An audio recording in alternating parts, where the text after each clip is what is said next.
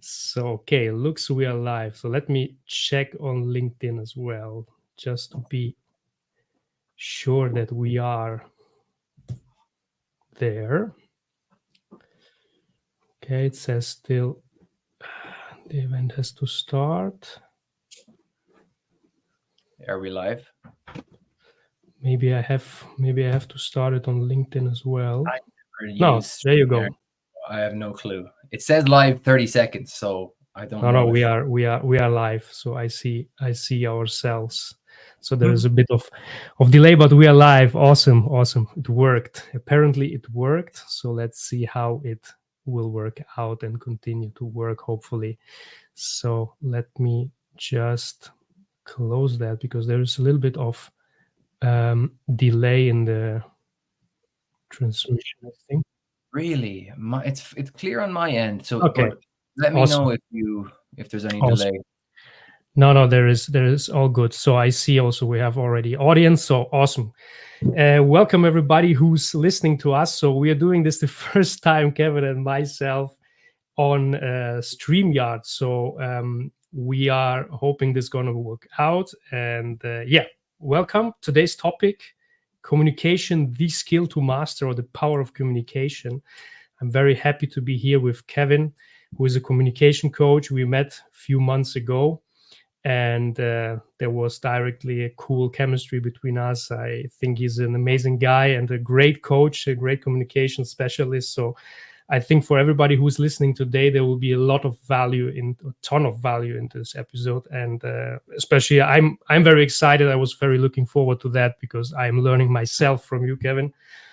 So thanks for being here, first of all. Really appreciate it. And I will hand over to you for a short introduction. So please feel free to tell us about yourself, what you do, who you are. Of course. Thank you for having me. I think, like as you said earlier, there was a nice kind of chemistry when we first met. We had a good vibe. And yeah, it's great to be part of this. I feel humbled to be invited onto your coaching couch. It's very comfortable, I must say. A little bit about me, I suppose. My background is in teaching, and I started off in China. So that was my first kind of foray into the world of education, working with kids in China. And I came back to Ireland and started teaching adults and worked in adult education for a while until the pandemic hit. And basically, that's when I really wanted to get into my own thing. That was when I was already getting itchy feet. I wanted to do something for myself. Brought me to the world of LinkedIn. And yeah, I've since then started working more one-to-one and in groups with non-native English speakers who need to improve their communication skills for a variety of reasons. So whether it's improving it for careers, improving it to sell their services. At the moment, I'm working more with non-native creators and creative people who are selling services on LinkedIn and helping them do this. So yeah, that's where we are on the journey right now. Awesome. Thanks, Kevin. And I'm sure that among the listeners, there are few, if not a lot, of non-English speakers or non-native English speakers. So I think what you have to say and what you have to teach us today might be very helpful for them. So just to give you a bit of an idea of what we're going to do today, which topics we're going to discuss, we're going to have a brief discussion about understanding what communication skills are. Then we're going to move to the types of communication skills, of course. So how do we communicate? Sometimes we communicate even without knowing it, right? And then I think the most interesting part, where we're going to spend also the most time at, is how you can develop your communication skills. And you, Kevin, will share techniques, tips, frameworks with us. Hopefully, we will discuss, of course, experiences. I have brought a lot of experience myself to the table about moments where I struggled, and I will, of course, share how I dealt with that. And you probably can help me to deal better with the same kind of situations in future. So very exciting to discuss that. We're gonna recap everything at the end, but as you see in the banner below, guys, you can drop all your questions in the comment sections. So we're gonna come back to it even during the discussion or latest at the end. We will try to answer all the questions. I see the comments, so if there are a lot of questions, we will take more time. If there are no questions, we have done a great job of communicating very clearly today. So we will gonna close it without spending too much time and adding maybe more insights and framework discussion. Cool. So let's start with the first thing. I mean, definition of communication styles, or maybe to say the importance of effective communication in the various aspects of life. So how now you are a communication coach. You spoke about how you become a communications coach, or why you became passionate about communication. So obviously you agree with me that communication is a very important skill. So why is that? Why is that in your words? Why do you believe everybody should master or improve continuously communication skills? Yeah, well, that's what you just said there about continuously improve. I think we can't like hope for completion with communication skills. We're constantly improving. I myself, I'm always looking to improve, even as a native speaker. So I think that communication skills are essential for everyone to get what they want in life, you know. Whether you're selling your services or whether you just want to communicate your message clearly in a role, like at a job or whatever, effective communication allows you to do so. So I think sometimes there's a misconception that it's simply information exchange from A to B, but there's so much. It's multifaceted. You know, it's about relationship building. It's about empathy. It's not just about speaking, but also actively listening. You know, so I am always studying communicators, whether or not they realize it. In like little group sessions I'll be looking at how one person is communicating with the other. And, you know, one of the things I love about non-native speakers, especially, is how high a level of emotional intelligence they have when it comes to communicating, because of different perspectives they've obviously, being bilingual has so many benefits, but that's one of them. So I think despite non-natives I've worked with having mindsets around effective communication, comparing themselves to natives and all of this, I think they're sometimes better communicators than native speakers because they focus on the clarity of their message, and natives tend to ramble on sometimes and just like speak, speak, speak. And yeah, so I think like this could be I'd love to hear everyone's views in the comments too, if any native speakers are in here versus non-natives. You know, what do you think? Is there a kind of advantage to being a non-native speaker and communicating in English? And just to spark a little bit of discussion. But yeah, there are so many benefits of effective communication. I hope I answered that question in some way. Yeah, you definitely did, and I like that you mentioned it's very empowering to hear from you that you believe even that non-native English speakers can have a big power or good power in communication. Obviously, myself, I'm a non-native English speaker, so and we had this discussion before. I see it, maybe we can say this is a strength, but on the other hand, it's born like a necessity that you have to articulate yourself with maybe less words or simpler words that you have at your availability because of the limited knowledge of the language itself. So it's then communication sometimes is easier. It's easier perceived. So and it's a good way to frame that, and I think it's encouraging for everybody also to not hide or not be too shy speaking English, even if you're a non-native English speaker. Absolutely. And I think that's one of the biggest misconceptions I've heard in the past from people is like they'll tell me, I want to sound more sophisticated when I communicate. And I'll simply ask, like, why? You know? And I think they hear like their boss or someone like speaking with jargon, or they see it in the movies and they compare themselves to these people. But honestly, clarity and concision, like being concise and clear in how you speak, is so much more important than using impressive words, big words, or fancy grammar, you know? So, yeah, Great. definitely. Great. So when we are talking about communicating in a simple way, not using too much jargon, not using too fancy words, which can be a barrier for communication or to transfer information. Mhm. Talking about barriers, what do you think are common barriers in effective communication? What is hindering effective communication, in your opinion? Yeah, well, definitely one of the barriers is using unnecessarily complex language, um, not knowing your audience and tailoring your Mm, message to your audience. This is another one. So like, you know, there is a time and a place for jargon, right? And like there's something called code switching, okay, which is a technique you can use where you can use the complex language and the jargon when you're talking to like someone who's like C-suite or whatever, and you want to kind of be mm, on that level.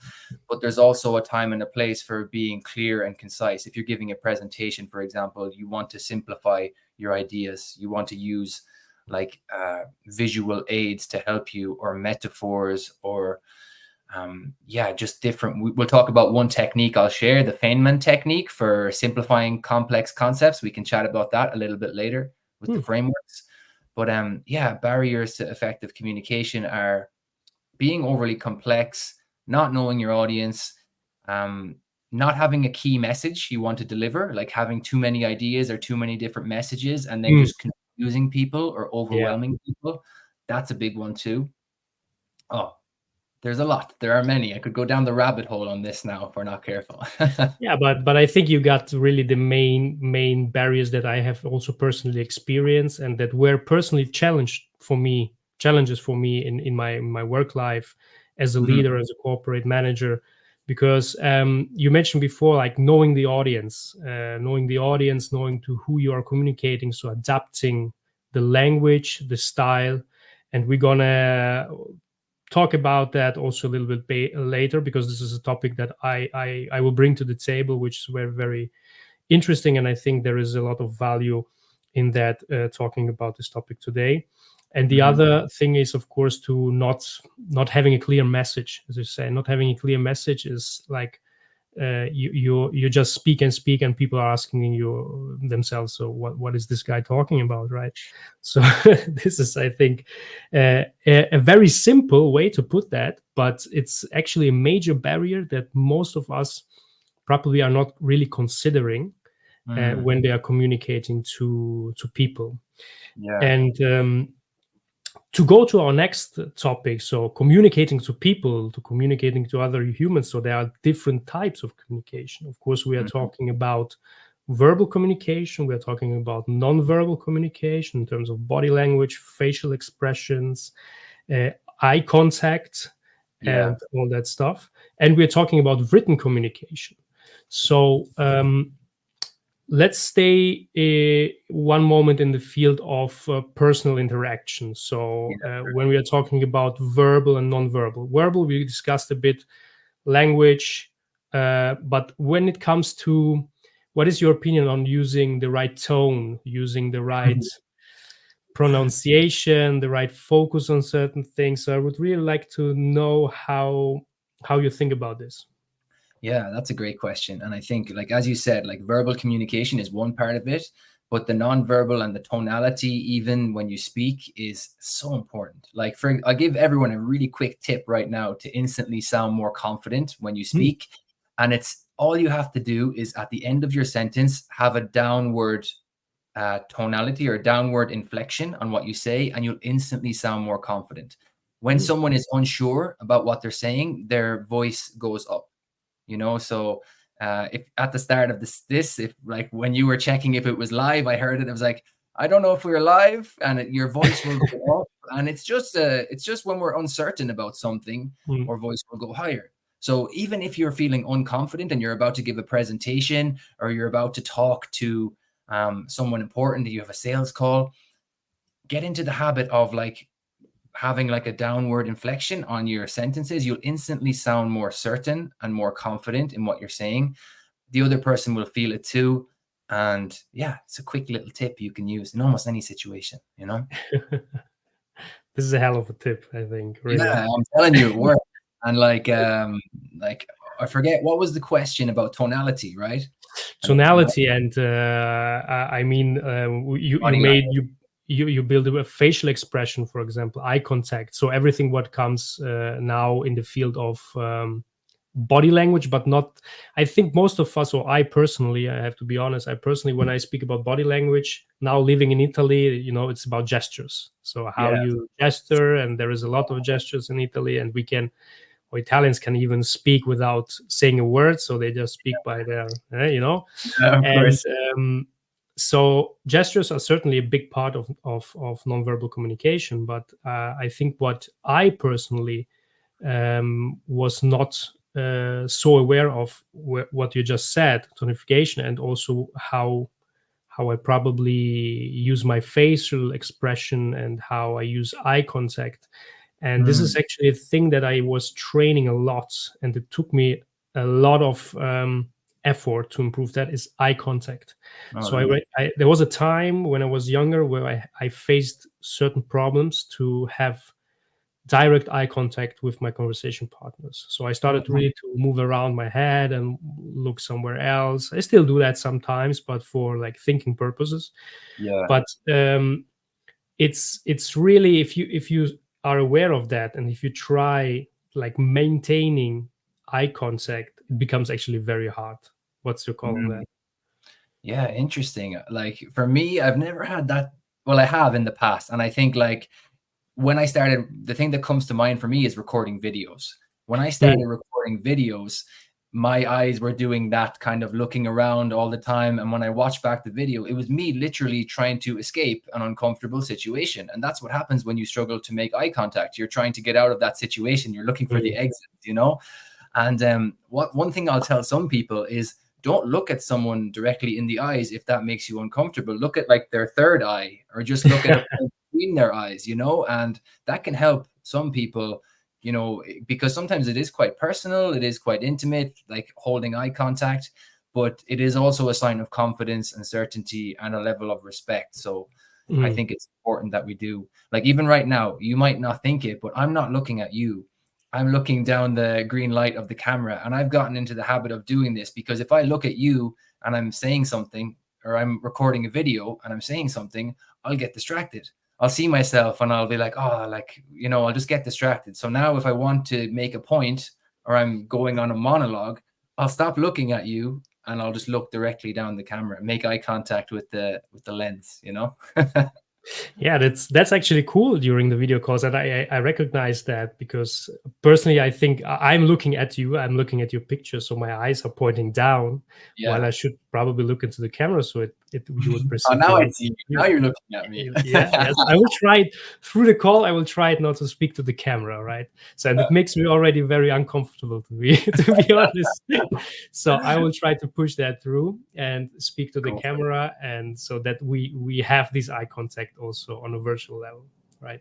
Yeah, nice, nice. No, that's a great question though. And like one last thing I'd love to say just before you move on, if you are thinking about moving on Sure. to the next point, is about like body language and gestures. Mm, I think a great way to build a connection and build a rapport with somebody, whether it's online or in person, is by mirroring the other person's gestures and mirroring their body mm. language. It just adds that level. And I'll see it all the time. I'll be on a call with someone and I'll be doing this. And then I'll notice, and they were doing that too. And it's like a way that you're just trying to create familiarity and create connection. And, you might notice this too. I'm curious to hear about your experiences, like Mm, in mm. meetings, or have you ever noticed this, that you will mirror the other person's style of their gesture or how they communicate or anything like this? Absolutely, and it's actually a common thing also in coaching. When you're Yeah. doing coaching, it's if you mirror the body language of the other person, it makes feel the other person more comfortable. So you create a better chemistry, you create a better environment where you really can establish this relationship that is necessary for being a good coach. So Mm. this is a common practice that I've learned through coaching, so I can fully relate to that. But it's interesting that you're coming up with this topic, because now it's the time where I would like to discuss a bit about adapting communication. And you mentioned just one point of that. So, adapting communication in terms of adapting the body language, mirroring the body language. Mhm. So, I will share now a struggle where I see that adapting the communication is a big topic, or was a big topic for me and still is. And I think Sure. for our participants today, they can relate to that. Is when I have been in corporate and I had to deliver certain speeches, communication meetings to a pretty mixed audience. Okay, so we're talking about communication meetings to the company, 70, 100 people, Mm-hmm. blue collar, white collar, different educations, cross cultural, and you are delivering information about the company results, about how things are going, about what are the future investments, and everything what you deliver in such a meeting. So the struggle that I had during this type of communication was always adapting my communication style, language, the content or the words, the message to so that everybody can understand and relate and that everybody gets the point basically and everybody can have a access to the compelling vision that I would like to communicate. Mm-hmm. So being myself in a management position, the first times where I started to communicate in those meetings, I started to communicate on a management level. So Mm-hmm. I was sure that my message was pretty clear to the management level, to senior and middle management, but probably not to the guys who are working in the workshop. So this was the first time that I got this feedback. They were like, okay, you're talking about EBIT, you're talking about revenues, you're talking about that, but seriously, we want to know like the practical stuff. So I Mm-hmm. got this feedback and I was very happy for this feedback and started to reflect about how can I really improve my communication. So I would really love to hear from you how what you would suggest to somebody like me communicating to such a mixed and broad audience. Well, first of all, I would like to say, like, well done for seeking out the feedback, reflecting on the feedback, and learning from the experience, because I think that's something that will help you in any of these situations going forward. And sometimes you have to make the mistake to learn the lesson, you know. And maybe you were communicating more to management because that was most familiar to you, and it was like easier to speak that language because you know, like, these people, you're most familiar with the concepts, and that might be Mm. why. I think, like, if you're talking about the blue collar and the people who are like on the front lines and they want to know about the practical side of things, I think relating to them first, telling stories, and Mm. like simplifying the concepts about revenue through storytelling, and having, like, yeah, a simple message for these people. I think you want to relate to them as well. So I think it's difficult when you're mixing your message for different levels of experience. But I think you can't go wrong with some storytelling and making the message more universal that Mm. way. And then later, if necessary, hitting the higher level with the revenue and the kind of jargon side of things. But making sure you're universally accessible, first of all, is how you can win over, more people. Mm. But as you said, feedback, that is for communication at any level, getting that feedback and learning from it, never making assumptions. And, that's essential, I think, for improving your communication for future events like this. Mm. Mm. Yeah, feedback. I think you mentioned a very important point, and I still see that a lot of people are struggling with feedback. So this was not on the agenda, but we are here to improvise. So I would like to Sure. see and to hear also your point about actually giving feedback, because this is a thing that is definitely part of communication and how we communicate. And Mhm. Absolutely. you were talking about assumptions that are definitely not belong into feedback section. So what's your point there? What would you suggest on how is a proper way to communicate feedback, good Yeah, constructive well, feedback? yeah, constructively, that's a great way to add in at the end. Mm. Like, for me, first of all, I'll tell you a little quick story that illustrates how not to give feedback. Okay. Great. Uh, Love that. I basically had a situation where I thought I was helping this person on LinkedIn, and I looked at their profile and I saw like a few things they could improve, and we were talking for a while, and then I gave them a little tip, which I thought was a harmless tip to help them.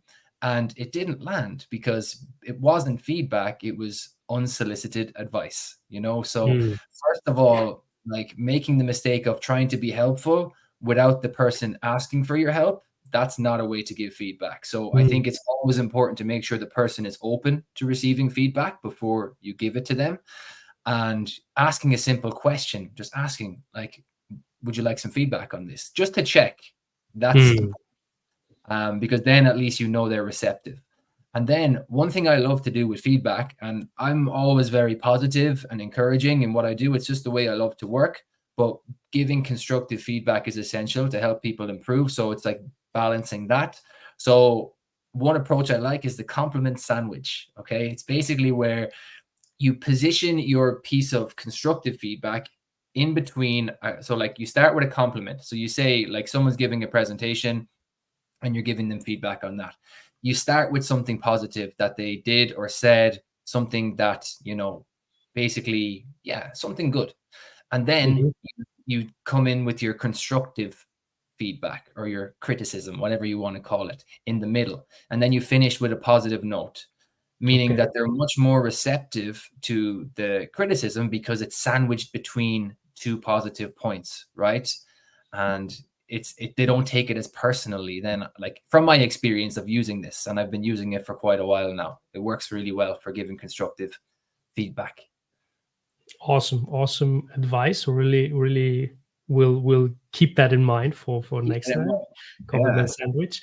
And yeah, for the asking for permission to give feedback, actually is also, again, you're a coach, I'm a coach. I mean, this is something that in coaching is highly recommended. So Yeah.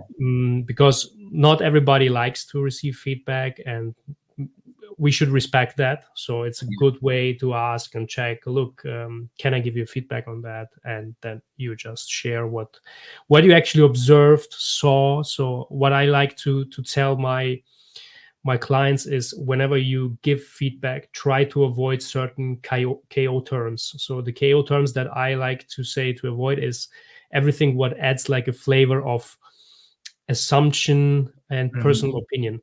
I think, I guess, I believe, all these kind of Mm. words, they initiate something of you are not sure, but you assume that certain things happen. So I Mm. would rather say use words like, okay, I saw something, I noticed that, or I you told me, or whatever. So things that are really clear, that describe a certain situation that has been observed.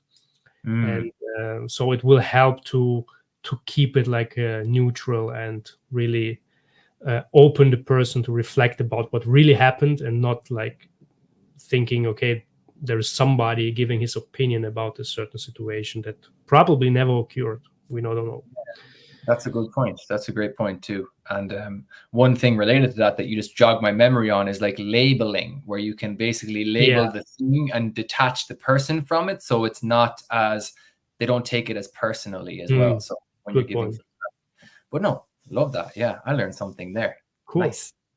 Cool. All right, so we are having almost we have 24 people on the call. This is amazing. So, guys, it's time to sharpen your pen, because we are coming to the section where Kevin will give it all away, that stuff that he shares usually, and people pay hundreds of euros and dollars for his services. So I'm happy that Kevin will share a little bit with us about how we can improve. Now, we heard already some cool tips, really practical stuff. So I really like here, Kevin, that you are sharing stuff that what I also like to do when I work with my customers. So sharing stuff that I use myself, Hmm. that I know that works, and that I'm really comfortable to say, look, guys, try this out, it will work, and it's like consolidated. So not lecturing theory that I have never used myself and that I've not proven myself. So this is very cool. I really like that from you. And yeah, so uh, let's draw a scenario. Okay, I work often with talents, young talents, people, and we speak about, of course, communication, and how communication can affect your career growth and Hmm. accelerate your career growth. So let me draw this scenario. We have a young guy, young girl that are at the beginning of their careers, starting to move up the career ladder, and we are sort of finding himself or herself in situations where they need to present where they need to discuss maybe with their employees, teammates. So, what would you suggest, like on a baseline? What are essential technique skills that you would recommend to start working on to have a competitive advantage in terms of communication?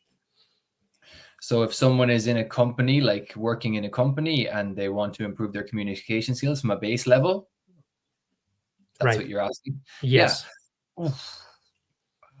I suppose, like for me, I honestly think that not enough people listen very well. And I know this might Mm, sound like a little bit left field, but like, I think people need to really improve their active listening skills in terms of mm, communication, because people want love to talk, but the person who is listening is the one that can gather the information, can make better judgments, and like take more strategic action.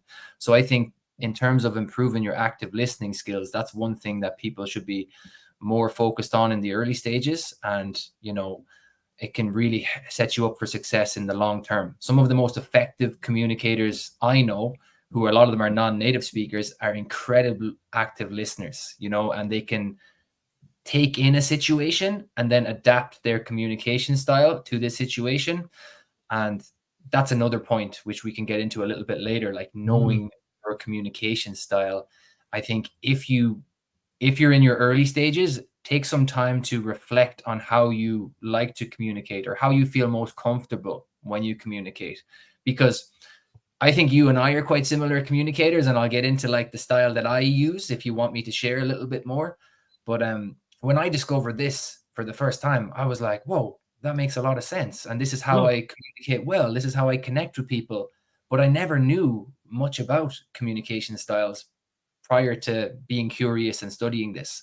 So I think for someone starting out, develop your active listening skills, which is like um, something that not enough people do. Honestly, like mm, from what I experienced, everyone's focused on speaking, or improving this, or writing, but also understanding how you communicate effectively, your style of communication, where you feel comfortable, and building your strength in that area. Like a lot of people talk about strengths and weaknesses in communication.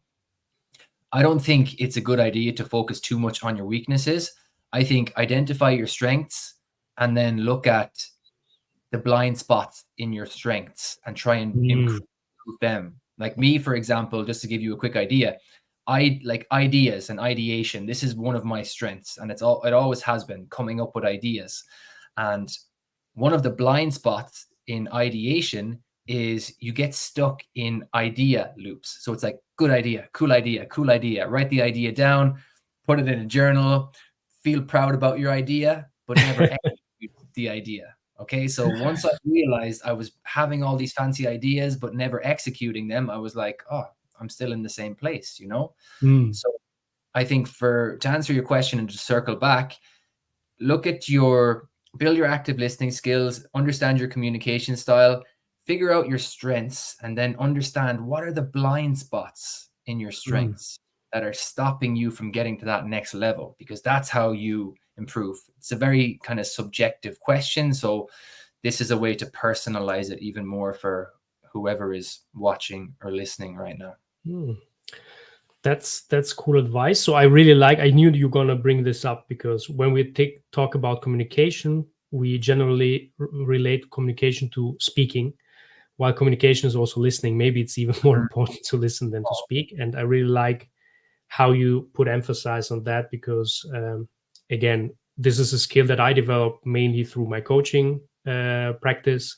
So active listening, and when I moved up also to a certain level in the organizations, there was one guy I remember he was mentoring me, and he gave me really really awesome advice that I'm going to share with you and all the listeners, which was whenever you are in a room and in a meeting where big decisions are made and everything, usually most people they try to speak first because they Mhm. want to share their ideas and they want to be first with a great idea. Mhm. And he told me you have to speak last because when you speak last, you will be the one who knows most.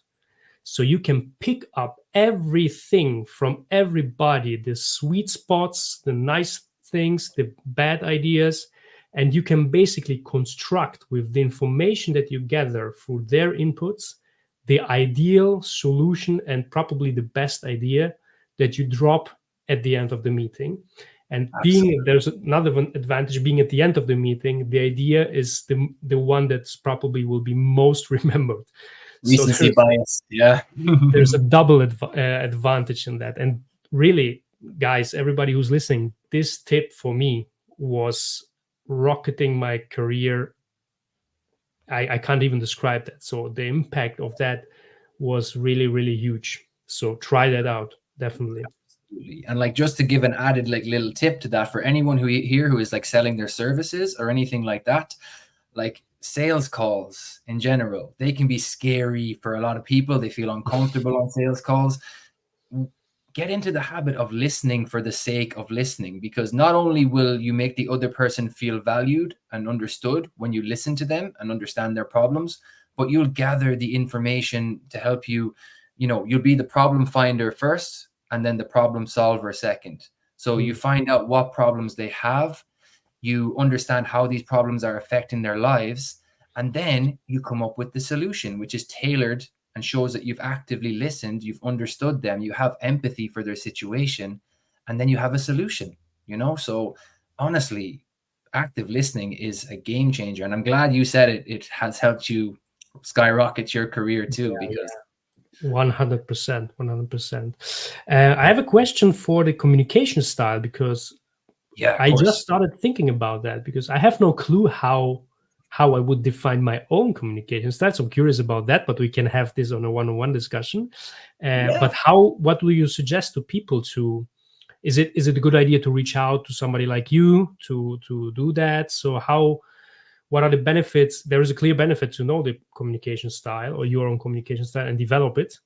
Yeah. And how would you approach that if you have no idea, like me? Well, there's a really old model that has never really changed, and like this, it kind of divides it into four categories, and it's called DISC. Mm-hmm. Okay, so DISC is like the D is for dominance, the I is for influence, the S is for steadiness, and the C is for compliance. Okay, Okay. and it'll show you an infographic of this, and it'll tell you about like what the kind of style of communication this person has. So, if I was to go really quickly into like just to help people get an idea of what kind of communication style you have, like if you're D, you value results and efficiency when you speak. Mm. So you're looking at like numbers, you're looking at data, you want to get the results first, and you want the conversation to be fast and to the point, very direct. If you're I, you value connection and stories. You want to build rapport and you want to build like kind of a relationship with the person you're talking to before you get into business. If Mm. you're S, you're more into stability and support. And if you're S, you're more like team player, cooperative, supportive. You prefer to avoid conflict and you're a better kind of listener. Whereas C, with compliance, you're a bit more cautious, reserved, and Mm. concerned. You Makes communicate. sense. Okay. You want to focus on correctness, so you plan ahead, and like the accuracy is important. Okay, so these are like the four main Mm. communication styles, which we can go deeper into in another sense. But just to go back to our point really quickly about active listening, if you want to discover someone else's communication style in a conversation and you have improved active listening skills, think about what that person emphasizes in the conversation. Like, I can tell you a very quick story to illustrate this point. So I basically was on a call with this person, and I was trying to build connection with this person on the call, and I could see them getting visibly more kind of stressed out. Like, they were asking me specific questions, and I was like trying to build rapport, trying to, because I'm an I'm the influence. I like the connection, the stories before everything happens. Right. Yeah. But the D's are all about solutions. So to value, I didn't realize it at the time, but I could feel this person getting visibly more irritated by me. And I was like, what's going on? I had no idea. So for me, I didn't adapt my communication style to this person. I didn't value their time, the efficiency of the Mm. conversation, and I was all blah, diddly blah, okay? Pushing for connection when they wanted answers. And basically, our styles in the conversation, they clashed, and it was really just not a great experience. So when I was Mm. reflecting afterwards, I realized this, and you have to kind of adapt your style in a conversation because you're talking to a human, people by people, and I think connecting with people on the level of how they communicate helps you. If you are influencing or persuading or selling in the future, you have to have that connection before you can get to the next level. Wow, And that's like that's it. Very quickly, last thing, if you want to discover that person's style, active listening. mm, Think mm, about what they emphasize in a conversation. So, are they about results and efficiency? Then they're a D, they're the dominant. Are they about connection and story, like me? Then they're I, influence. So, you want to tell stories and connect with them on that level. Are they an S? So, S is about stability and support, make them feel supported. Or are they a C? So, have accuracy, have details, fact mm. check everything. And that's how you adapt to their style, you know? Wow, that's really good to know. That's really good to know. And we were talking about adapting to the other person. And thanks for sharing also the story and for showing and sharing your experience and how this My worked out. mistake.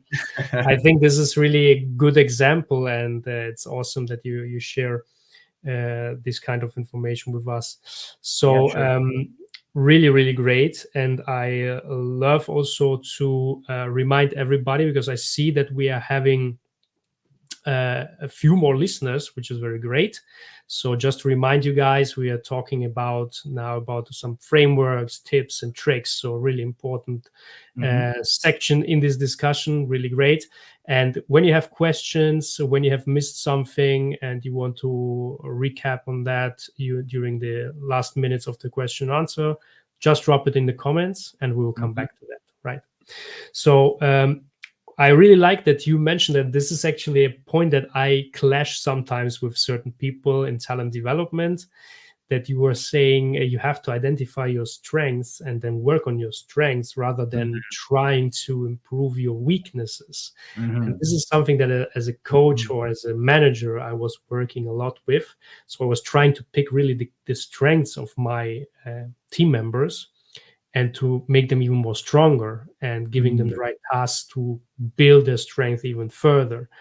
Because I always use the example, you're a great and awesome basketball player and you are a mediocre soccer player.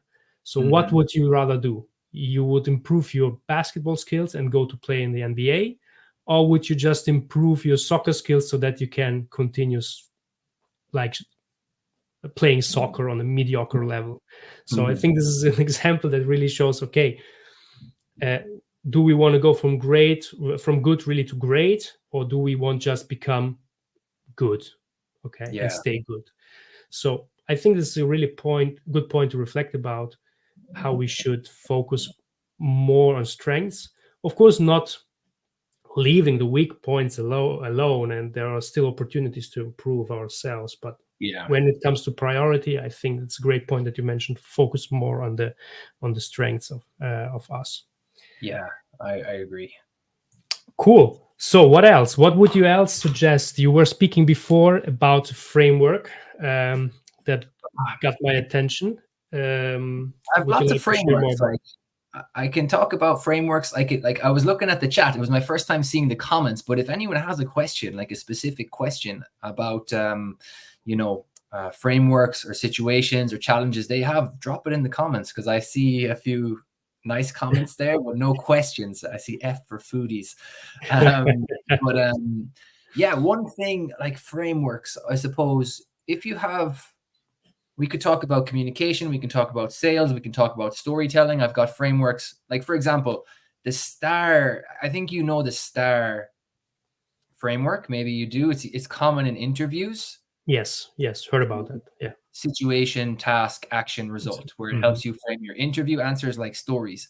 But you can use that in any situation to tell a story. People talk about it like it's an interview thing, but you can use it to tell stories on LinkedIn. You Hmm. can use it to just tell a compelling story in less than 60 seconds. So we're talking about, I think I didn't really talk about it today, but like the 7 C's of communication, which are, one of them is clarity, one of them is being concise. There are a few other ones too that we could talk about, but in terms of being concise and telling stories, because everyone here, I think we all connect with stories. Use the STAR technique to tell like a story, and Mm. it'll help you frame your story. Like, what was the situation that happened? What was the challenge, the task that you had to solve? What action did you take after you had the challenge, and what was the result? You can go through a story in 60 seconds following that framework, and it can be a lot more compelling than, you know, rambling on, thinking about everything. Just, have a framework for it, and it really helps. So that can be helpful for people, even Mm. if you're recording videos on LinkedIn or writing posts, that framework can be transferable. Yeah, cool. But yeah, like I can rattle off a load of frameworks, but if you have a question, is there anything you'd like to ask? Like anything Yeah, that yeah, absolutely. Yeah, a question popped up in my mind because we're talking about LinkedIn, but also in the real life, we are talking a lot about networking and how networking is important. And um, what I would like to know from you, based on your experience as a coach, but also as a person who loves to network, as I do, is what would you suggest to people in this kind of situations where you have like a few minutes to introduce yourself, to pitch yourself to potential clients, partners, at an event, trade fair, in the elevator? You have 2 minutes, like the classic example. You're in an elevator, you have 30 seconds to pitch your idea, yourself, your identity. So is there anything that you can suggest what works well for yeah, in terms of absolutely. communication? That's a great question. And I think for people networking and you only have that elevator pitch or whatever you want to say, I think what you need to remember, like we talked about our audience earlier, people only care about what you can do for them. So when you get asked the question, what do? You start talking about yourself. Whereas what you really should be doing is telling people what you can do for them. So Mm, speak to the results that you get for people rather than your job or your role, because then all of a sudden people are more interested, because we're all selfish, whether or not we like to admit it. We have our own interests like at the top of sure. our minds. So if you can adapt the way you communicate and actually think about what people will benefit from or get from talking to you, and start with that instead of talking about what you do, your job, your responsibilities, blah, blah, blah. Nobody wants to hear that. They only care about what you can do for them. So I think anybody networking, making that little switch when you're talking to someone, it can make such a difference. And networking can be a much more, what's the word, mutually beneficial thing. So like we talk about frameworks, we have like one where you can use called RAIN, which is like rapport, aspirations, interest, negotiation. Mm. And everything in life is a negotiation, whether or not we realize it. If I want to have like lasagna for dinner, but I know my girlfriend doesn't like lasagna, I'll have to go through this process here of like making a little bit of small talk, asking how her day was, building that rapport, and then like find out what she wants. So like look at her aspirations for like dinner, what she thinking about, what she feeling like, and then think about how I can get her interested in what I want. So aligning her expectations with mine before I go to the negotiation. And in the negotiation, I'm trying to create a win-win situation. So if Mm. I get lasagna for dinner, what does she get, in return? How can I frame this like a win-win? So everything is a negotiation, like from that smallest Sure. level, like selling your services online. So um, understanding in terms of networking, how you can build rapport, learn about the other person, have like Mm. this level of interest and align their interests with yours. There's so many like ways we can talk about this, but that's something for networking that can be helpful too. Awesome. Awesome. Yeah, yeah. Thanks, Kevin. So we have a few questions coming in. So I will start to drop the questions here, and Drop then them we're in. gonna wrap it up. We're gonna speak a little bit about what we have discussed today. We will have a call to action, and of course, we will give you also the chance to introduce what you can do, probably for people who want to know more about communication. Mhm. So we have I hope I pronounce your name correctly, Dayal. Kevin, please talk more about mindsets as well. When do we tell stories? When to stop? How much to say? How to know these while using storytelling? Great question. Talk about mindsets when we tell stories. I'm not really sure about the connection between mindsets and stories here, but like when we tell stories, I think we're always telling stories. I think we're wired for storytelling at the end of the day. So the more stories we can tell, the better. But like I always think about stories in my life and how I can use the stories of my experience to resonate with my audience. So let's say Dayal, he's selling services on LinkedIn. For him, I think it's important for people to connect with him on a like emotional level. He can tell stories from his life, from his experience, and then bring the reader or his audience into that story so they can see themselves in it and relate to him. So I would say never stop telling stories. Like he says, like when to stop, never stop. But I would say how much to say.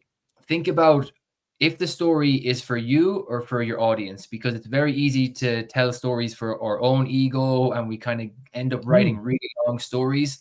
So we want to make sure that if we're telling the story, it's as long as it needs to be for our audience to get the message. So, it's not about you. It is your story, but it's about, like, it depends if you're telling your stories on LinkedIn and you're using it to, it depends on your purpose, audience building, authority building, or attracting like leads or clients. So think about your funnel, your content funnel, and your purpose for telling the story, and then write it accordingly. So mindsets, I'm not sure if he wants to clarify about mindsets. I'm happy to go into that, but hopefully I answered the storytelling parts. Cool. Dial, if there is still doubts, you can reach out to Kevin or drop another comment, and we'll come back to that if there is time. Thanks. What I got from this is like, tell the story as long as the story is for the client, the customer, the other person. In essence. Yeah, absolutely. Great. So we have another question from Nina. Thanks so much. No, Nina, thanks to you for being here with us. Do you think our writing style can also shape our daily communication style? Good one. So if there is a connection between how we write and how we communicate, I guess is the question. Well, like when you think about it, like writing is like organized thinking. So the way we think impacts the way we write. So like I think writing definitely has a part to play in our own communication style, and even our tone of voice when we're speaking versus our tone of voice in writing. Like when you're writing on LinkedIn, obviously it's easier to change your tone of voice. But I think like, of course it can shape it, and it depends on like what you want your style to be. We can always adapt. We can always change your style of communication and writing. Like for me, when I started out on LinkedIn, I was always trying to be the expert. And I always felt like an imposter in the beginning because I was posting all of these, like you mentioned it earlier, Vlad, how, you always speak from experience, and like you liked how I was sharing things from experience. And when I started on LinkedIn, I was writing these posts and templates with tips and stuff that I hadn't actually done, and I felt like an imposter. So I think your writing style should always be authentic. It should come from experience, and however you communicate, keep it aligned with your daily communication style, like speaking and writing. The more aligned you can keep the two, the more authentic and comfortable, and the less friction there will feel like when you're writing or when you're communicating, Yeah, I think this is great point. I hope Nina, Kevin asked the question, answered the question. Sorry. Yeah. So what I would like to say there, or to add there, that now I have been on LinkedIn creating content for almost precisely 1 year. I started in March last year, and of course a lot of things evolved. And I tried actually at the beginning to be very like professional, on this platform, to try to write different and so on. And what I struggled with was exactly what you were saying, Kevin, to really write fluent and communicate clearly, because I was not using the language that I was using when I communicate to somebody in person.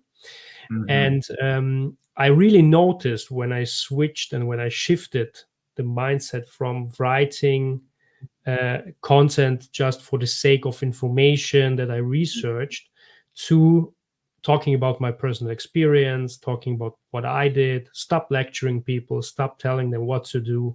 I don't know them. I don't know what their struggles are. So I just share about myself. And if they can relate to that, if they have the same problems, they can come back to me, or they can use what I shared. So I really noticed that this helped a lot, myself to write better and communicate better in a written form, and it helped a lot of also performing my content and boosting my presence on LinkedIn. So if I can add that.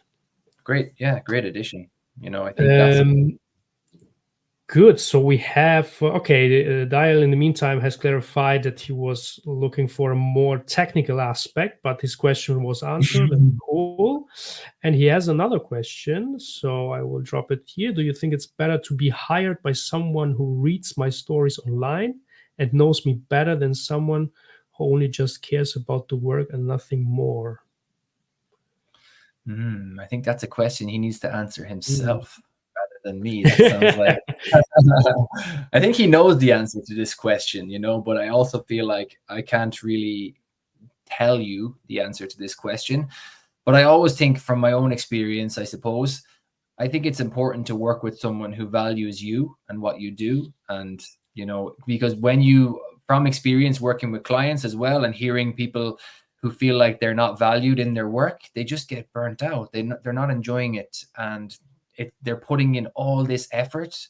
And like, I know you, Dale, personally, you pour your heart and soul into the writing you do. And if you're doing it with someone who doesn't really care about your work, over Mm. time, that's going to affect you. And, if you don't feel valued, you're not going to want to continue doing something long term. And I'd Mm. hate for you to lose your love of writing because you're chasing clients or money, or, you're working with people who don't care about the craft as much as you do. So, yeah, I think you know the answer, but he just wanted to hear me say it too. All right, all right. So I don't see any other questions in the comments, but you still have a few minutes, guys, to drop some questions. I will, in the meantime, try to wrap it up a little bit. So what I take away from the session, the topics that we have discussed, of course, like understanding what are the types and so on, this is more or less clear. Mm-hmm. Um, but what I take away is certainly to look into the frameworks and the stuff that you shared. So disc, rain, star technique. Yeah, I got this. I will drop that also in the comments afterwards so that everybody who wants to look it up, to Google it, can have it. I love the Mm-hmm. importance and the emphasis on active listening, because always and often we forget about listening as a vital aspect of communication.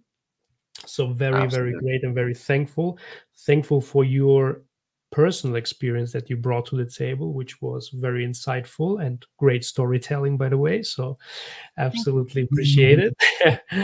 And good. So I have another question. This is very awesome. Thanks, Daya, for the question.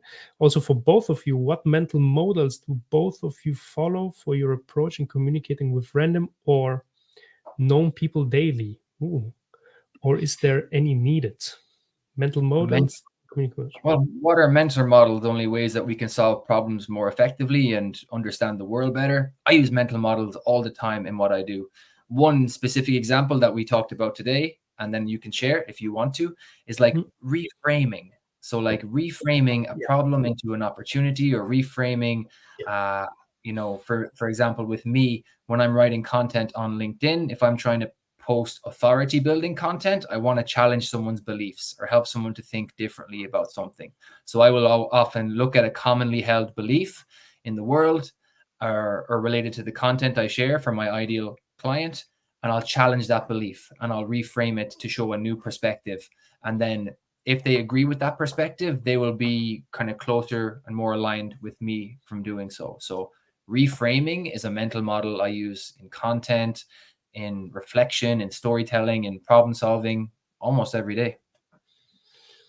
Absolutely, I agree. And I also love to use reframing, because this is also, again, influenced by my coaching practice. But I live like in real life I'm a coach. Mm. In private life I'm a coach as well, so there's no Yeah. difference. So I'm not another person. So what I'm doing in coaching, I'm doing also my private life. So Mhm. reframing is definitely a big part of my communication style. When your question was also if there is a difference with random and known people daily, certainly there is a little bit of difference. But what I like to do with especially with random or people that I don't know actually is to really establish some good level of chemistry immediately by exactly by reframing, asking good questions. And I it's helpful, again, we emphasize it so many times, and I thank you, Kevin, for that, through active listening. So Mm. you can really make a conversation going very well when you are a good listener. So as soon as you meet a new person, a random person, um, you get a short introduction from them, of course, and if you listen carefully you will pick up a few points that are very interesting and that you can catch up on. And this just brings the conversation in a more fluent way, and it's really great to talk with person if you are a good active listener. I'll just add to that really quickly, and two quick things I'll say.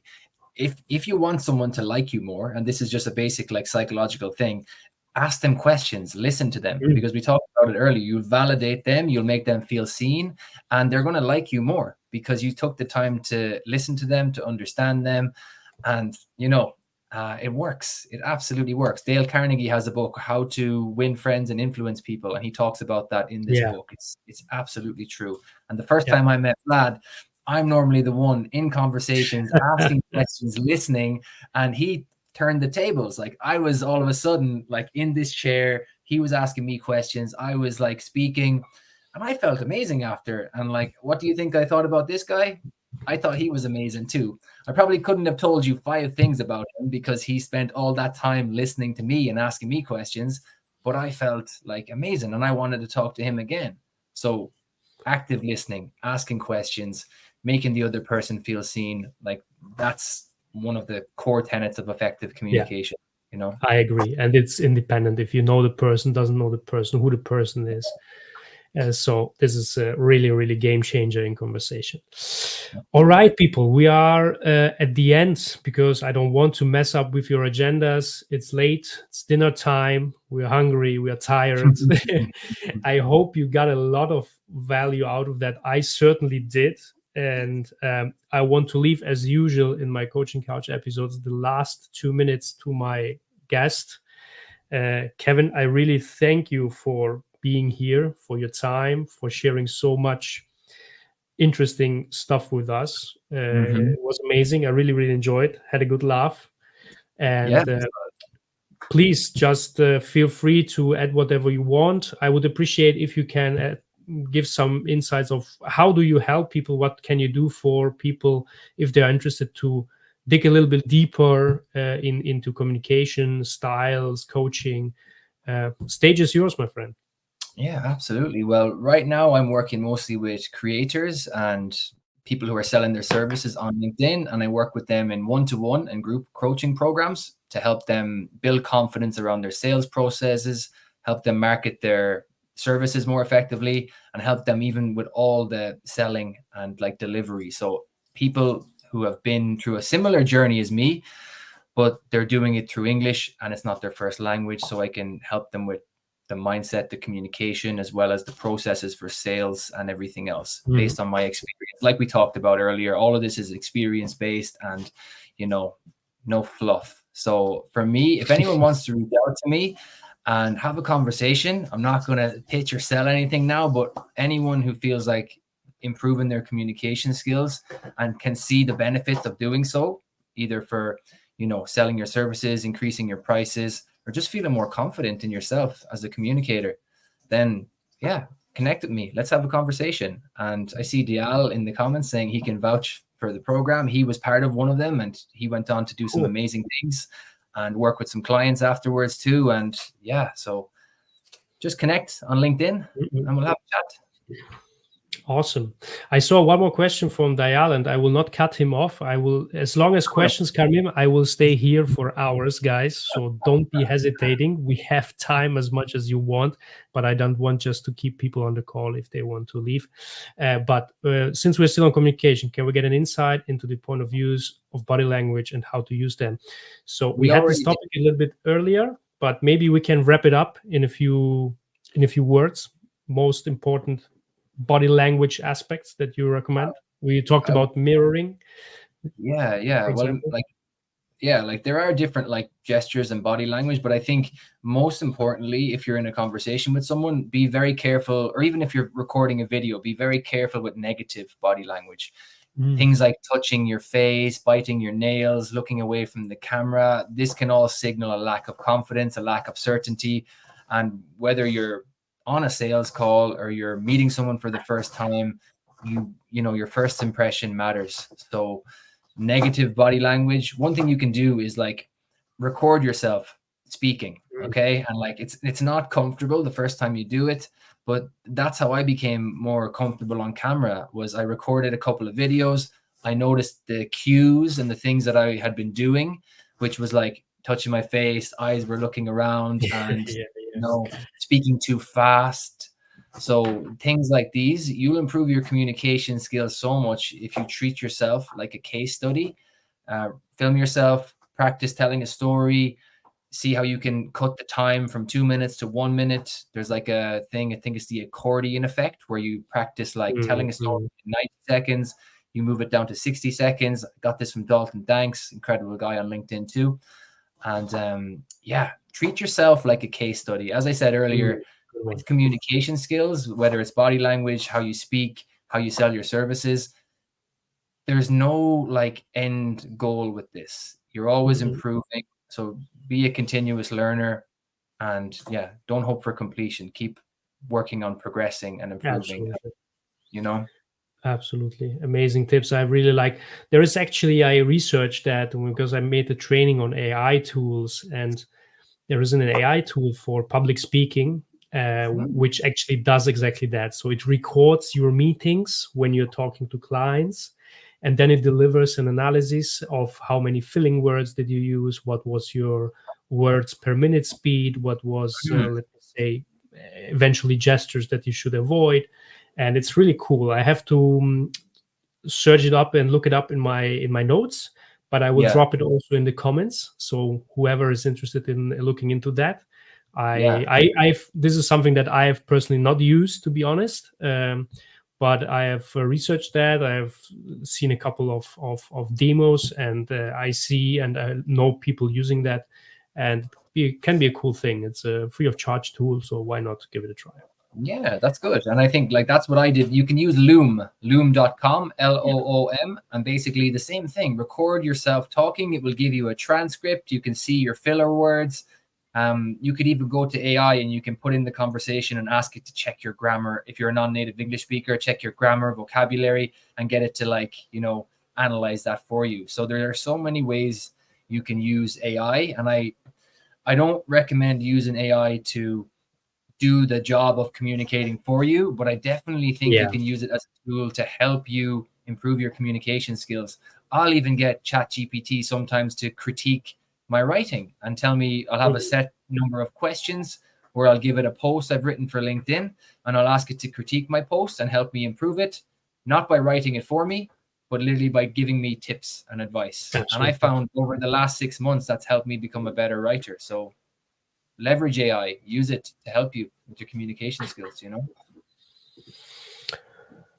Okay, so I think we ran a bit long, but I see people stuck with us, which I think is a good sign, and I'm really thankful for everybody to stay with us here and dedicating your time. And I always say it, thank you for your commitment for development and growth.